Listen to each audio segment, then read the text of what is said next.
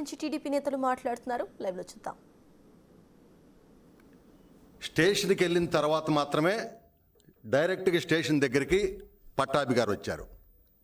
మేము ఆఫీస్లో దాదాపుగా ఒక అరగంట పైబడి మేమందరం కూర్చుని డిస్కషన్ చేసి ఈ కేసు రాయటం, అదేవిధంగా అక్కడ సత్యవర్ధన్ కూడా ఆ కంప్యూటర్ ఆపరేటర్గా ఆ పేపర్ కావాలంటే మంచి కావాలంటే కూడా తను కూడా అక్కడ ఉన్నాడు. మేము కేసు పెడతా ఉన్నాం. ఎస్ఐ గారు సిఐ గారు నిలబడి ఉన్నారు స్టేషన్ ముందర. మేము పట్టాభి గారు వచ్చారు, మాట్లాడి చెబుతున్నాం. లోనకు కూడా వెళ్ళా, బయటే నుంచున్నాం. ఈ లోపల సిఐ గారికి ఫోన్ వచ్చింది, మాకు కూడా ఫోన్ వచ్చింది, పట్టాభి గారికి అందరికీ ఒకేసారి. ఆఫీసుని మీద వంశీ వచ్చి దాడి చేపించేస్తున్నాడు, దాదాపుగా 100-150 మంది ఉండారని చెప్పి ఫోన్ రావటం జరిగింది. మేము వెంటనే ఆ కేసు ఇచ్చి, మాలో కొంతమంది మేము ఇక్కడ ధర్నా చేద్దాం అనుకుంటే కాదు, మన కార్యాలయం ఆ విధంగా అవుతూ ఉంటే మనం ఇక్కడ ఎందుకు ఉండాలని కొంతమంది పట్టాభి గారు కానీ ఆ రోజు అక్కడ ఉండే మండల పార్టీ అధ్యక్షులందరూ అన్నప్పుడు, నేను ఎందుకన్నానంటే ఈ మాట 100-150 మంది ఉండారు, మనం తక్కువ మంది ఉండాం, దాడి చేశారు, మన మీద కూడా దాడి చేస్తారని మనం అన్నా. సరే ఏమైనా సరే వెళ్దాం అనుకున్న అందరం ఒక మాట తీసుకుని రోడ్డు ఎక్కాం. ఎక్కిన మరుక్షణం కర్రలు, రాడ్లు, కత్తులు పట్టాభి గారిని చూడటమే ఎగబడిపోయారు. అదృష్టం ఏంటంటే ఆ రోజున పట్టాభి గారికి బాడీ గార్డ్స్ ఉండారు, కారు కూడా వెంటనే నడిపిస్తా ఉన్నాడు. ఎప్పుడైతే వాళ్ళు దాడి చేశారో పట్టాభి గారిని వెంటనే బాడీ గార్డ్స్ కారులోకి తోసేయటం, వెంటనే కారు వెళ్ళిపోవటం జరిగింది. మేము అక్కడే ఉన్నాం. ఈ లోపల విపరీతంగా రాళ్ళు వేశారు. మొట్టమొదటిగా అక్కడ లక్ష్మి అనే మహిళా నాయకురాలని కొట్టడం, ఆవిడ పడిపోవటం, బ్లడ్ కారి పడిపోవటం జరిగింది. మేమందరం కూడా అక్కడి నుంచి ఆవిడని తీసుకుని కార్యాలయం వైపుకి చల్లాచెదురైపోయాం. ఉండదే 20-25 మంది. వాళ్ళ ముందర ఎక్కడో చూసి చాలామంది చల్లాచెదురైపోయారు. మేము పార్టీ కార్యాలయం 5 సంవత్సరాలు మీరు అరాచకాలు చేశారే, అక్రమ కేసులు పెట్టారే, అరెస్టులు చేశారే. ఇక్కడ మొత్తం సాక్ష్యాలతో సహా మీరు చేసినటువంటి కార్యక్రమాలన్నీ కూడా కనబడతా ఉన్నాయి. ఇవాళ ఆ కేసులో అతను అరెస్ట్ చేస్తే ఇవాళ మీరు వచ్చి బెదిరించి భయభ్రాంతులు చేయాలని చూస్తారా? జరగదు. కృష్ణా జిల్లాలో జరగదు, ఎక్కడా కూడా జరగదు. ఈ రాష్ట్రంలో ఎక్కడా కూడా మీ బెదిరింపులకు భయపడం. ప్రజాస్వామ్యబద్ధంగా గౌరవ ముఖ్యమంత్రి చంద్రబాబు నాయుడు గారి నాయకత్వంలో నిజంగా మేము కక్షపూరితంగా చేయాలంటే వచ్చిన 1-2 నెలల్లోనే అందరిని అరెస్ట్ చేసేవాళ్ళం. మాకు ఆలోచన లేదు. ప్రజాస్వామ్యబద్ధంగానే విచారణ జరిపిస్తాం. ఎవరైతే దీంట్లో బాధ్యులయ్యారో వాళ్ళందరి మీద చర్యలు తీసుకుంటాం. మొత్తం అందరూ మాట్లాడు.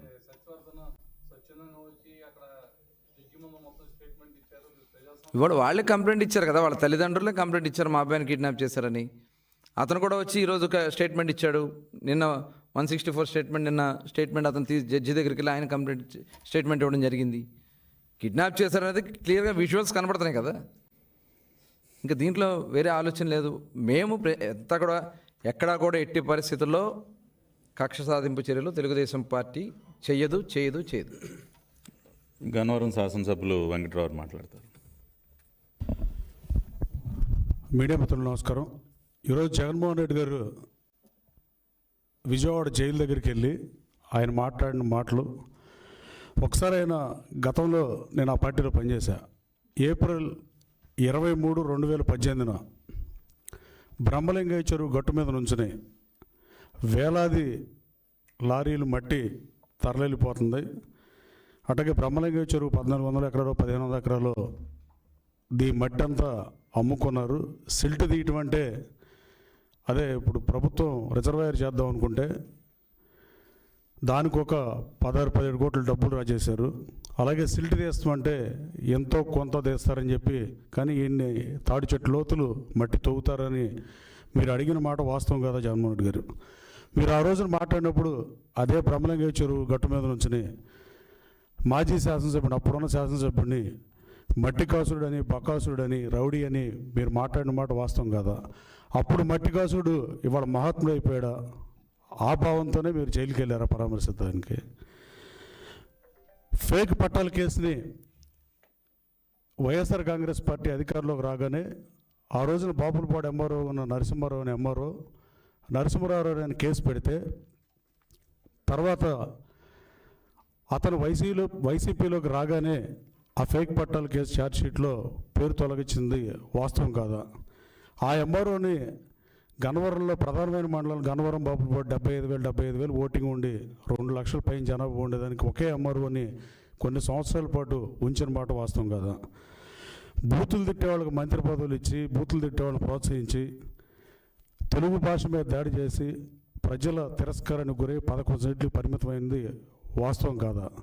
ఇంకా ఇప్పుడు కన్నా మానుకుంటే మీ పార్టీకైనా రాష్ట్ర ప్రయోజనాలకైనా అది మంచిది తప్ప ఇంకా ఇదే భాషను కంటిన్యూ చేయటం బూతులు తిట్టామని ప్రోత్సహిస్తే ఇక ఈ రాష్ట్రానికి వైఎస్ఆర్ కాంగ్రెస్ పార్టీ ఏం చేయదలుచుకుందనేది ప్రజలు చర్చించుకునే పరిస్థితి. కేవలం పనికిమాలకు మంత్రులు ఇచ్చి బూతులు తిట్టే వాళ్ళకి మంత్రులు ఇచ్చి ఆ 11 స్థానాలకి పరిమితం అయిపోయిన విషయాన్ని తెలుసుకుంటే మంచిదని మీ ద్వారా తెలియజేస్తూ, అలాగే వైఎస్ఆర్ కాంగ్రెస్ పార్టీ అధికారంలో ఉన్నప్పుడే గన్నవరం పిఎస్సిఎస్ అధ్యక్షుడు కాసంనేని రంగబాబు గారు పార్టీ మారాడనే ఉద్దేశంతో నాతో పాటు బ్యాంక్ చైర్మన్ పదవికి రాజీనామా చేసి మారాడు.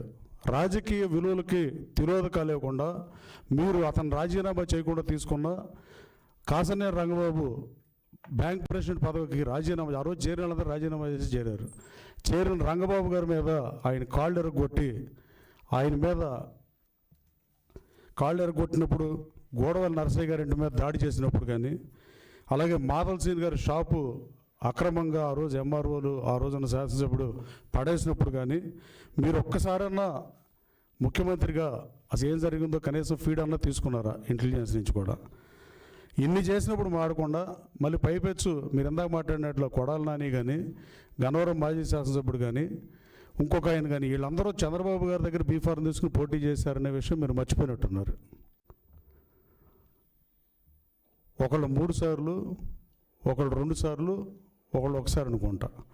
వాళ్ళని చూసి చంద్రబాబు గారు భయపడే పరిస్థితి ఏముంటుంది? మనం స్టేట్మెంట్ ఇచ్చేటప్పుడు రాజకీయాల్లో మేనమేషాలు లెక్క పెట్టకుండా మంచి చెడు చూసుకుని మాట్లాడితే ప్రయోజనం ఉంటుంది తప్ప నోటికి ఎంత వస్తే అంత మాట్లాడితే రాష్ట్ర ప్రజలు గమనిస్తున్నారు. జగన్మోహన్ రెడ్డి గారు మీరు బూతులు తిట్టేవాళ్ళని ఇంకా ప్రోత్సహించి ఇంకా ఇలాగే రౌడీయిజాన్ని ప్రోత్సహిద్దాం అనుకుంటే ఈ రాష్ట్రానికి వైఎస్ఆర్ కాంగ్రెస్ పార్టీ సీట్లు ఎలా పెరుగుతాయని మీరు అనుకుంటున్నారో నాకైతే అర్థం అవ్వట్లేదు. కానీ 11 సీట్లకు పరిమితమై మీరు అసెంబ్లీకి రాకుండా అసెంబ్లీలో టైం ఎవరు, మైక్ ఎవరు, ప్రధాన ప్రతిపక్ష హోదా ఎవరు, ఏదో కల్లిపల్లి మాటలు చెప్పి చెప్తున్నారు. రేపు వచ్చే ఎన్నికల్లో మీరు మేనిఫెస్టోలో పెట్టేయండి. అయితే 89 సీట్లు ఇచ్చి అధికారంలోకి వస్తే నేను శాసనసభకు వస్తా, లేదు 10% ఆఫ్ సీట్స్ రావాలి కాబట్టి 175 అయితే 175, పెరిగిన సీట్లు 18 సీట్లు వస్తేనే నేను అసెంబ్లీకి వస్తాను మీరు మేనిఫెస్టో పెట్టి పోటీ చేయమని కోరుతూ, ఇలాంటి వాళ్ళని ప్రోత్సహించి మీరే మట్టికాసుడు బకాసురుడు వేల లారీలు తోలుకున్నాడు, దొంగేళ్ల పట్టాలు, ఇలా ఇన్ని మాట్లాడిన తర్వాత మనం మాట్లాడేటప్పుడు ఆ రోజు మాట్లాడింది రికార్డు అయి ఉంటుంది, ఇవాళ మాట్లాడింది రికార్డు ఉంటుంది, శాసనసభలో అయినా బయటైనా. మీరు అట్లా మాట్లాడటం డెఫినెట్గా ఆక్షేపణీయం, బాధాకరం కూడా. అలాగే జైలు బయటకు వచ్చిన తర్వాత పోలీస్ అధికారులని బట్టలు ఓడదీస్తానంటూ ఈ సభ్య సమాజం హర్షించే పరిస్థితి నేను భావిస్తున్నా. Thank you. అందరికీ నమస్కారం. ఈ రోజున మాజీ ముఖ్యమంత్రి వర్యులు జగన్మోహన్ రెడ్డి గారు విజయవాడ సబ్ జైలుకు వెళ్ళి ఒక దళిత యువకుడిని కిడ్నాప్ చేసి బెదిరించి తప్పుడు వాంగ్మూలం ఇచ్చే విధంగా చేసినటువంటి ఒక వ్యక్తి వల్లభనేని వంశీని పరామర్శించడానికి వెళ్ళి మామూలుగానే మీడియా ముందుకు వచ్చి పచ్చి అబద్ధాలు మాట్లాడారు. 5 సంవత్సరాల పాటు ఇదే విధంగా ప్రతిరోజు కూడా నిస్సిగ్గుగా అబద్ధాలాడి ప్రజల్ని మోసం చేసినందుకే మొన్న ఎన్నికల్లో ప్రజలు వాతలు పెట్టినా కూడా బుద్ధి మార్చుకోకుండా మళ్ళీ అదే విధమైనటువంటి అబద్ధాలు నా పేరు పదే ప్రస్తావిస్తూ మీడియా సమావేశంలో జరిగినటువంటి ఆ రోజున ఫిబ్రవరి 20, 2023న జరిగినటువంటి సంఘటనని పూర్తిగా వక్రీకరించి లేనిపోని అవాస్తవాలన్నీ జోడించి మళ్ళీ ప్రజల్ని తప్పుదారి పట్టించేటటువంటి ప్రయత్నం చేశారు గనకే ఈ రోజున మరి గౌరవ మంత్రివర్యులు కొల్లు రవీంద్ర గారు, మా పార్టీ శాసనసభ్యులు వెంకటరావు, మేమందరం కూడా మీడియా ముందుకు వచ్చి ఆయనలాగా అబద్ధాలు వండి వార్చకుండా వీడియోగ్రాఫిక్ ఎవిడెన్స్తో ఇవాళ మీడియా ముందుకు వచ్చాం. ఇవాళ ఏం మాట్లాడుతూ ఉన్నారు జగన్మోహన్ రెడ్డి గారు? మీరు నేను అకారణంగా ఆ రోజున గన్నవరం వెళ్ళానా? సందర్భం లేకపోయినా రెచ్చగొట్టానంట. దాదాపు 200-300 మందిని వెంట పెట్టుకుని వైఎస్ఆర్సీపీ పార్టీ కార్యాలయం పైకి దాడి చేయడానికి వెళ్ళానంట. అసలు జరిగినటువంటి వాస్తవం గురించి మాట్లాడుకుంటే, ఇక్కడే నా పక్కన మా పార్టీ సీనియర్ బీసీ నాయకులు దొంతు చిన్నా గారు ఉన్నారు. జగన్మోహన్ రెడ్డి గారు అరాచకాల్ని ప్రశ్నించినందుకు మా పార్టీ సీనియర్ బీసీ నాయకుడి ఇంటి పైన ఫిబ్రవరి 20వ తేదీ ఉదయం దాడి చేసి ఆయన ఇంటి బయట ఉన్నటువంటి వాహనాలని ధ్వంసం చేస్తే, ఇవాళ మా పార్టీకి చెందినటువంటి ఒక బీసీ నాయకుడికి అండగా నిలబడటం కోసం గన్నవరం పోలీస్ స్టేషన్లో ఫిర్యాదు చేయడానికి వెళ్ళాం. నేను, నాతో పాటు మా పార్టీ సీనియర్ నాయకులు బీసీ నాయకులు గురుమూర్తి గారు, ప్రస్తుత గౌడ కార్పొరేషన్ చైర్మన్ గారు గురుమూర్తి గారు, మేమందరం కూడా గన్నవరం పోలీస్ స్టేషన్కి వెళ్ళాం. ఎందుకంటే ఆ రోజున పరిస్థితులు మనందరికీ తెలుసు. జగన్మోహన్ రెడ్డి ప్రభుత్వంలో దళితులపైన, బలహీన వర్గాలపైన జరుగుతున్నటువంటి దాడులు, కిరాతకంగా వారిని హత్య చేసేటటువంటి పరిస్థితి. గన్నవరం సంఘటన జరగటానికి ముందే దాదాపు 30 మంది బీసీ నాయకుల్ని పొట్టన పెట్టుకున్నావు జగన్ రెడ్డి. ఒకళ్ళు కాదు, ఇద్దరు కాదు. ఇవాళ మీరు చూసినట్లయితే ఒక కంచర్ల జల్లయ్య, ఒక తోటా చంద్రయ్య, నడి రోడ్డు పైన అతి కిరాతకంగా ఒక బీసీ నాయకుడైనటువంటి తోటా చంద్రయ్యని పీక కోసి చంపిన మాట వాస్తవం కాదా? నందం సుబ్బయ్య, అదేవిధంగా ఒక డాక్టర్ సుధాకర్, డాక్టర్ అనితారాణి, వరప్రసాద్ శిరోమండనం, ఈ విధంగా బీసీలు ఎస్సీల పైన దాడులు చేసుకుంటూ పోతూ వారిని అతి కిరాతకంగా చంపుతున్నటువంటి సందర్భంలో బలహీన వర్గాలే వెన్నుముకగా ఉన్నటువంటి పార్టీ తెలుగుదేశం పార్టీ. అటువంటి బడుగు బలహీన వర్గాలకి ఎట్టి పరిస్థితుల్లోనూ అండగా నిలబడాలి, వారికి రక్షణగా నిలబడాలని చెప్పి మా పార్టీ అధ్యక్షులు చంద్రబాబు నాయుడు గారు ఇచ్చిన పిలుపు మేరకు ఒక బలహీన వర్గాల నాయకుడు చిన్నా గారికి అండగా నిలబడటం కోసం వెళ్ళాం. అంటే నువ్వు మా పార్టీ బీసీ నాయకుడి ఇంటిపైన దాడి చేస్తే ఎవరు ప్రశ్నించకూడదా? బీసీలకు రక్షణగా నిలబడటానికి ఎవరు ముందుకు రాకూడదా? నీ ప్రభుత్వ హయాంలో బీసీల కోసం, దళితుల కోసం ఎవరు పోరాడినా వాళ్ళు నేరస్తులేనా? అదే కదా తమరు తెలియజెప్పింది. అంటే మీరు బీసీలని నరికి చంపుతున్నా ఎవరు మాట్లాడకూడదు, వాళ్ళ ఇళ్లపైన దాడులు చేసినా ఎవరు మాట్లాడకూడదు, డ్రైవర్ సుబ్రహ్మణ్యం చంపి డోర్ డెలివరీ చేసినా ఎవరు మాట్లాడకూడదు. ఇన్ని చేసి ఇంకా నిస్సిగ్గుగా వాళ్ళని వేధింపులు గురి చేసినటువంటి వ్యక్తులను వెనకేసు రావడానికి వాళ్ళ తమరు జైలుకి వెళ్ళారా సార్? బలహీన వర్గాలు, దళితులపైన దాడులు చేసి కిడ్నాపులు చేస్తున్నటువంటి వ్యక్తులకి అండగా నిలబడటానికి మీరు ఇవాళ జైలుకి వెళ్ళారా? ఇవాళ ఏం తెలియజెప్తా ఉన్నారు మీరు రాష్ట్ర ప్రజలకి? బలహీన వర్గాలపైన ఎవరు దాడి చేసినా నేను అండగా ఉంటా, దళిత బిడ్డల్ని ఎవరు కిడ్నాప్ చేసినా జగన్మోహన్ రెడ్డి అండగా నిలబడతాడన్న మెసేజ్ ఇవ్వడానికి వెళ్ళారా మీరు జైలుకి? వాళ్ళ మీరు సూటిగా జవాబు చెప్పాలి. ఏం చర్య తీసుకున్నారు మీరు? డ్రైవర్ సుబ్రహ్మణ్యాన్ని కిరాతకంగా చంపి డోర్ డెలివరీ చేసినటువంటి వ్యక్తి పైన ఏం చర్యలు తీసుకున్నారు మీరు? ఇవాళ ఏ రోజైనా ఒక బీసీ వ్యక్తి, ఒక బలహీన వర్గాలకు చెందినటువంటి వ్యక్తి కిరాతకంగా హత్యకు గురైతే ఏ రోజైనా మీరు నోరు విప్పి మాట్లాడారా? ఇవాళ అందుకనే మిమ్మల్ని పాతాళానికి దొక్కారు. ఇవాళ మీరు 11 సీట్లకి పడిపోయింది దేనికి? ఒక్కసారి మీరు ఆలోచించుకోండి. ఈ విధంగా దళిత బిడ్డలపైన, బలహీన వర్గాలపైన దాడులు చేసి కిరాతకంగా చంపి మీ ప్రభుత్వ హయాంలో వాళ్ళ ఉసురు పోసుకున్నందుకే వాళ్ళ మీరు ఈ పరిస్థితికి దిగజారిపోయారు. మీకు ఎన్ని రకాలుగా, ఎన్ని విధాలుగా కడుపు మండినా సరే తెలుగుదేశం పార్టీలో ఉన్నటువంటి ప్రతి ఒక్క నాయకుడు బడుగు బలహీన వర్గాలకు అండగా నిలబడతారు. దానికోసమే నేను ఆ రోజున గన్నవరం వెళ్ళాను. ఎక్కడికి వెళ్ళాను? నేను పోలీస్ స్టేషన్కి వెళ్ళాను.